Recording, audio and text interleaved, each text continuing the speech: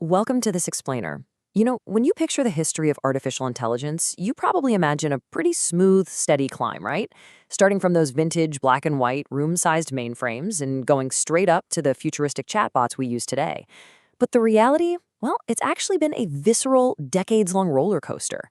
It's a story of bounding mid-century optimism that literally crashes into brutal, freezing decades of disillusionment, only to violently thaw into the technological explosion we're living through right now. Today, we're going to map out that entire boom and bust cycle. We'll explore the vintage origins, brave the icy digital wasteland of the infamous AI winters, and finally witness the glowing, fast-paced neuro breakthrough that changed our world forever. It all kicks off in 1950 with a deceptively simple question posed by Alan Turing. Can machines think? Now, Turing was brilliant because he realized that arguing over the philosophical definition of thinking was basically a trap. So he shifted the focus to observable behavior with his famous imitation game. And this pragmatic shift, it was like a starting gun. It set the stakes for the entire field of AI and sparked the bounding enthusiasm of what we now call the golden era. Suddenly, researchers genuinely felt that if they could just break down human logic into steps, they could build a machine to replicate it. Okay, let's dive into this. The optimism of that era is perfectly captured by a super bold claim from the 1956 Dartmouth Conference, which, by the way, is where the term artificial intelligence was officially born. They declared that every aspect of learning can be so precisely described that a machine can be made to simulate it. The pioneers gathered there genuinely believed that human-level intelligence was just a single generation away. They figured, hey, we have these massive new computers, all we need to do is write the right rules. Early programs started solving algebra, proving theorems, even playing checkers. The media absolutely ate it up. Government funding poured in, and honestly, the momentum felt unstoppable. But that optimism didn't last. As the vintage era faded, a severe, almost literal chill set in over the research community. The bustling, well-funded laboratories gave way to a frozen, icy wasteland known as the AI winter. This was a devastating period of slashed funding, zero interest, and a complete loss of confidence in artificial intelligence research. Careers stalled out, labs just closed their doors. Artificial intelligence practically became a toxic phrase that sent venture capitalists running for the hills.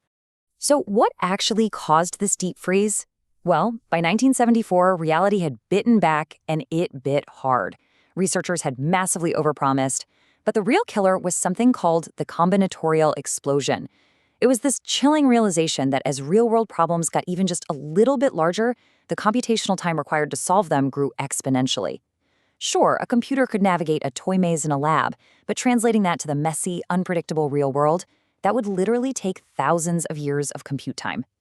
The 1973 Lighthill report in the UK ruthlessly exposed this flaw, and soon after, massive backers like DARPA in the US brutally cut their funding. Just like that, the first hype cycle was over. Now, what's really interesting about this is that beneath the surface of this winter, a historical heavyweight bout was taking place. In one corner, you have symbolic AI, often called good old-fashioned AI. This approach treats the mind like a meticulous logician, relying on rigid, top-down, hand-coded rules. And in the other corner, you have connectionist AI. This model tries to mimic the physical brain using adaptive, bottom-up neural networks that actually learn from data. But during these early days, symbolic AI was the undisputed champion, while neural networks were largely dismissed and left out in the cold. To understand just how dominant symbolic AI was, we really only need to look at Japan in the 1980s. Fearing they were falling behind in the global tech race, the Japanese government invested a staggering 54 billion yen, that's over 416 million US dollars, into a massive 10-year project to build supercomputers based on parallel logic programming. It was a huge, highly publicized bet entirely on symbolic AI. But despite that enormous investment and some genuinely brilliant engineering, it completely failed to capture the commercial market. And that failure coincided with another massive collapse in 1987, transitioning the industry from a brief moment of hope straight back into a second deep freeze. See, during the 80s, a mini boom had popped up around expert systems. These were symbolic AI programs running on very expensive, highly specialized computers called Lisp machines. But as your standard general-purpose desktop PCs rapidly became cheaper and way more powerful, they wiped out that specialized Lisp hardware market almost overnight. The industry totally collapsed, triggering the second AI winter. That icy, cautious tone returned in full force, as billions of dollars in market value just evaporated. But, the problem wasn't just the hardware. It was the symbolic AI software itself. Expert systems literally shattered like thin ice when exposed to the real world. Because they relied on rigid if-then rules manually coded by humans, they were incredibly brittle in dynamic environments. They couldn't handle uncertainty, and they certainly couldn't learn from experience. If they encountered any scenario not explicitly programmed into their rulebook, they just broke. The knowledge engineering bottleneck was massive. It's physically impossible for humans to sit down and manually code every possible variation of the real world. But deep beneath the permafrost, a secret was being kept. The connectionist underground was quietly making a profound breakthrough. In 1986, while symbolic AI was nearing its final collapse, researchers David Rumelhart, Geoffrey Hinton, and Ronald Williams published a paper. They formalized a mathematically elegant method for training multi-layer artificial neural networks. It was called backpropagation.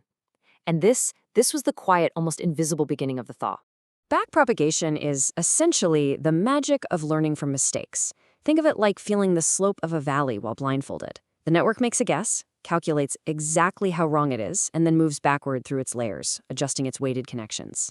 It's basically taking a step down the slope to reduce the error for next time.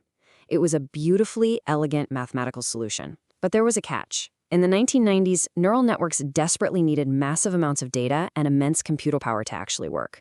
And without them, backpropagation remained just a fascinating academic curiosity.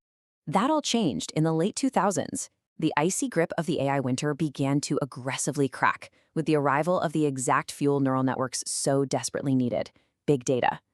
Researcher Fei-Fei Li realized that having better algorithms just wasn't enough. The models literally needed to see the world. So she and her team created ImageNet. This was a massive dataset containing over 14 million hand-labeled images spread across 22,000 categories. This unprecedented influx of data provided the rich, varied, real-world examples required to actually train a deep neural network, finally pushing us past the constraints of those early toy problems. So, the crucial point is what happened when that massive data was finally put to the test. In an annual image recognition competition in 2012, a deep convolutional neural network named AlexNet entered the arena, and the results absolutely changed history. It achieved a top 5 error rate of 15.3%. Now, to put that into perspective, it completely crushed the runner-up, which relied on traditional AI methods and scored a distant 26.2%.